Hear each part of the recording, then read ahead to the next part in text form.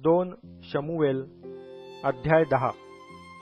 पुढे अम्मोनी लोकांचा राजा मृत्यू पावला व त्याच्या गादीवर त्याचा पुत्र हनून बसला। तेव्हा दाविदाने मनात आणले की हनूनाचा बाप नाहाश याने आपल्यावर दया केली, तशीच आपण त्याच्या पुत्रावर दया करावी।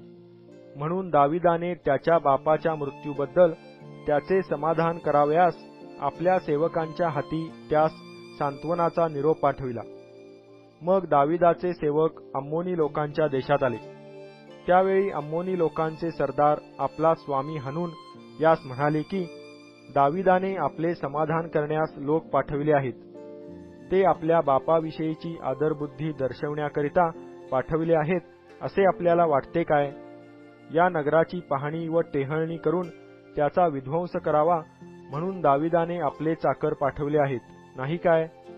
तेव्हा हनूनाने दाविदाच्या सेवकास पकडले व त्यांची अर्धी अर्धी दाढी काढवून व त्यांची वस्त्रे मधोमध कुल्ल्यापर्यंत कापून टाकून त्यास लावून दिले।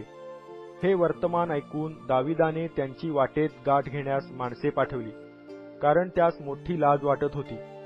राजाने त्यास सांगून पाठविले की तुमची दाढी वाढेपर्यंत तुम्ही यरीहो येथे राहा, मग इकडे या।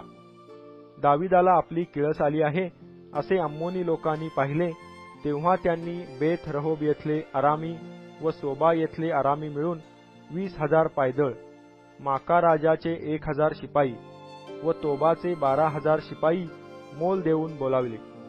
हे ऐकून दाविदाने योवाबास योद्ध्यांच्या सर्व सैन्यासह पाठवले। तेव्हा अम्मोनी लोकांनी बाहेर पडून वेशी नजीक व्यूह रचिला। इकडे सोबा व रहोब येथले आरामी आणि तोब व माका यांचे शिपाई हे निराळ्या ठिकाणी मैदानात युद्धास आले।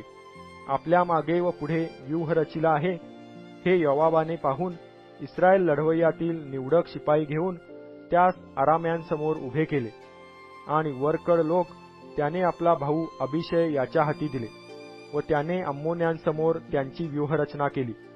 तो म्हणाला, आरामी मजहून प्रबल होऊ लागले तर तू माझे सहाय्य कर, पण अम्मोनी तुझहून प्रबल झाले तर मी तुझे सहाय्य करीन। हिम्मत धर, आपण आपल्या लोकांसाठी आणि आपल्या देवाच्या नगरांसाठी लढाईची शिकस्त करू, मग परमेश्वर मर्जीस येईल तसे करू। मग योवाब व त्याच्याबरोबरचे लोक आराम्यांशी युद्ध कराव्यास जवळ गेले, तेव्हा ते त्याच्या पुढून पळून गेले।